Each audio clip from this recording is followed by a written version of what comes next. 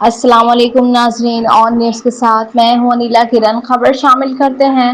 تھانہ گلشن اقبال انویسٹیگیشن والوں کی جانب سے شاندار کارروائی۔